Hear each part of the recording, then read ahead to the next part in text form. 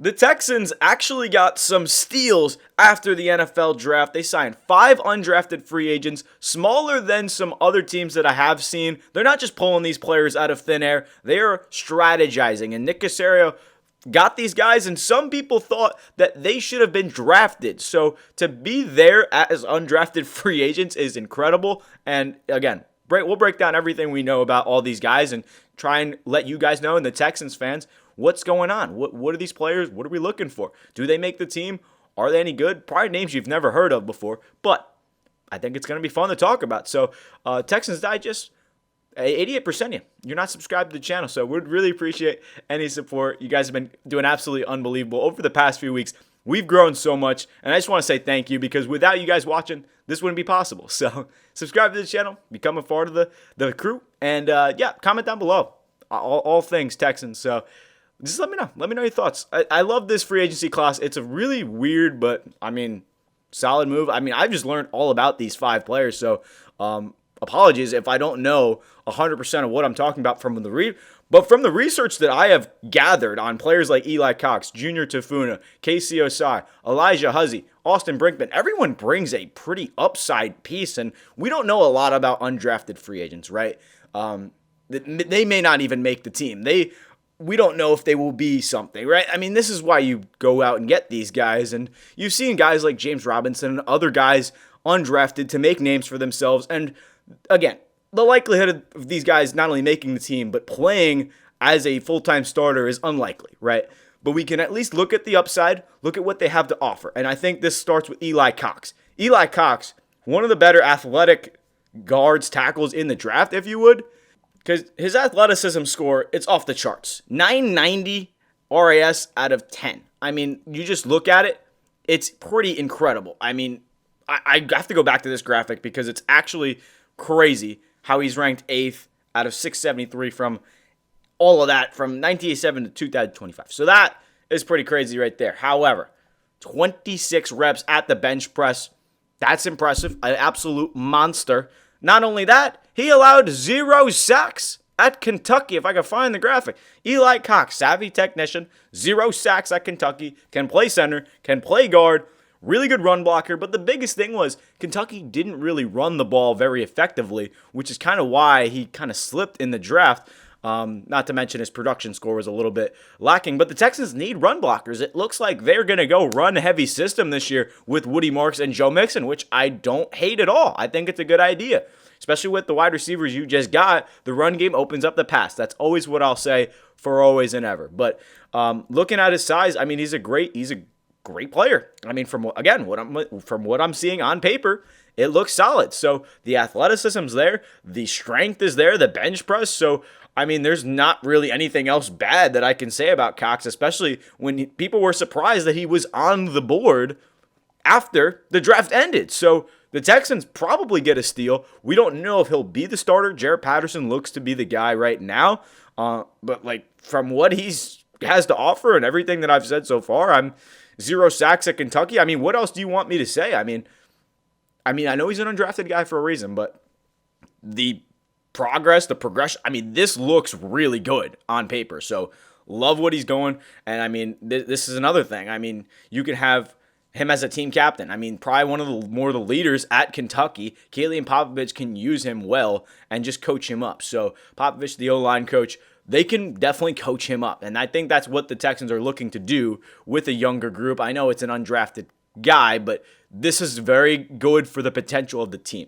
I know I took a long time on Cox, but I mean, that's probably the best player that they got in this kind of 5 picks here. But Junior Tofuna, lot to love. Again, I feel like I'm repeating myself, but at the Senior Bowl, this was a clip of one of his worst reps at the Senior Bowl. So it was kind of crazy that he just kind of drove back Jalen Rivers, made him look like a high school player multiple times. I don't have the clip, but I mean, literally his bull rush is pretty incredible. So that's kind of why the Texans picked up on him. Again, a big guy in terms of his size. That is not him. That's Huzzy. Tofuna, 6'3 1/4, 300 pounds, 5'0", 340-yard dash. But again, his athleticism score, 71, stands out. But again, his strength is pretty much there just to be able to bull rush a lot of those guys.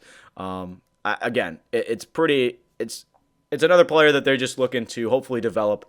Again, he'll probably be behind the guy from Rutgers that they drafted as well. So again, just putting more depth to the line. I mean, maybe there's some potential there, but from what he did at the Senior Bowl, again, a lot of strength, could be something to look out for.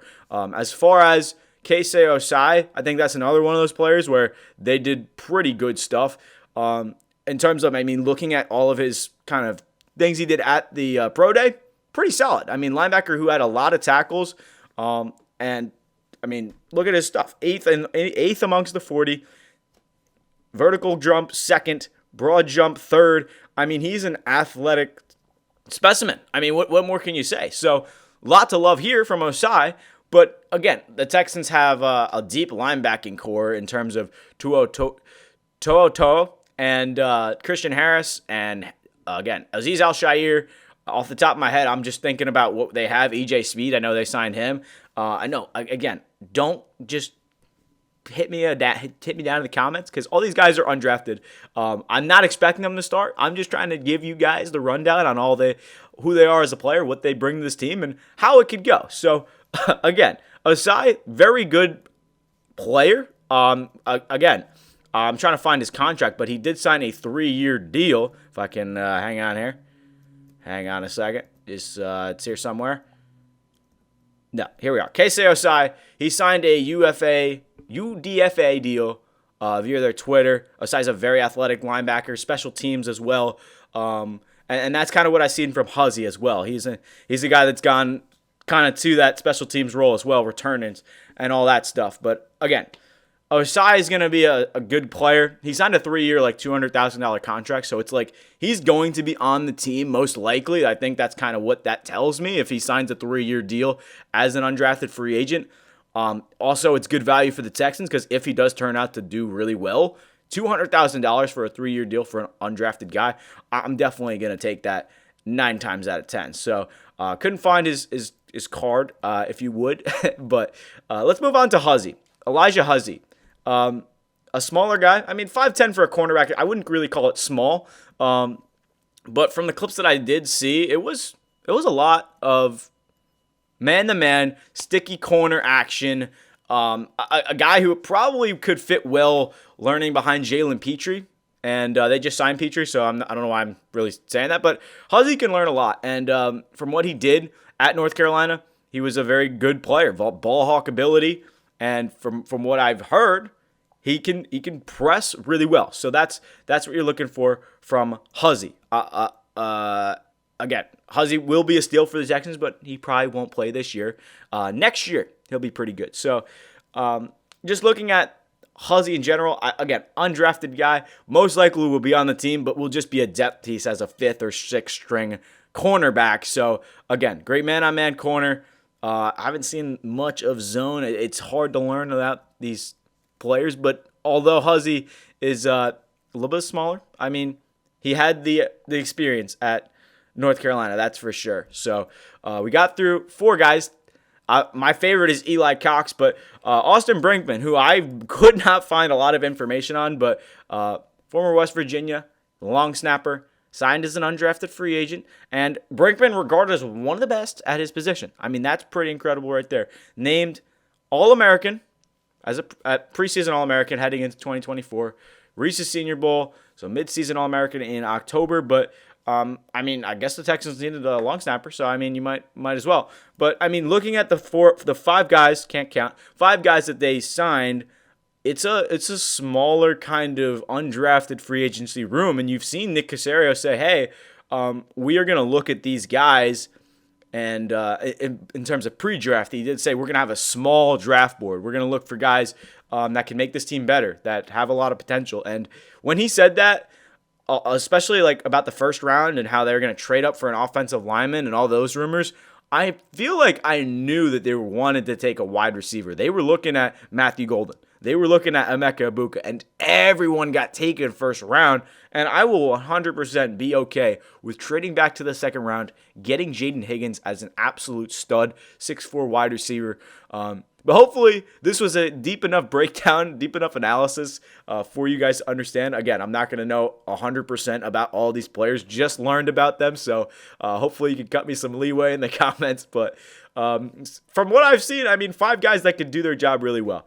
Brinkman's a great long snapper. Huzzy's a good man-to-man corner who's probably not going to play because of the depth in the cornerback room for the Texans. Probably just sit behind a few players. Again, undrafted. All these guys are undrafted. So you're not expecting much, but it's something that you can look forward to. I think my favorite has to be Eli Cox. Just to see he had 0 sacks at Kentucky. I mean, that's pretty incredible in itself. And just how the Texans needed an offensive guard. And we talked about, would they potentially sign somebody? They go out and sign an undrafted free agent from Kentucky that they really like, that probably should have been drafted. And that's probably the number one thing where I'm just like, wow, that's a really good pick. And honestly, I wouldn't even hate to give him a shot at the starting job. I know Patterson's the guy, but again, that's another good bench piece behind Laken Tomlinson, who can learn really well and did really well at Kentucky. So again, I'm just rambling here, but going over a recap of all the 5 players, love them a lot. Osai signed a 3-year deal, so that's pretty remarkable in itself. But yeah, 5 players. We'll see if they make the team. I would say most likely, because Caserio is going to sign those guys for a reason. But again, there's only a 53-man roster. A couple of those guys might go to the practice squad. And there's going to be a lot of changes before training camp. But, I mean, not even just training camp, but just in general.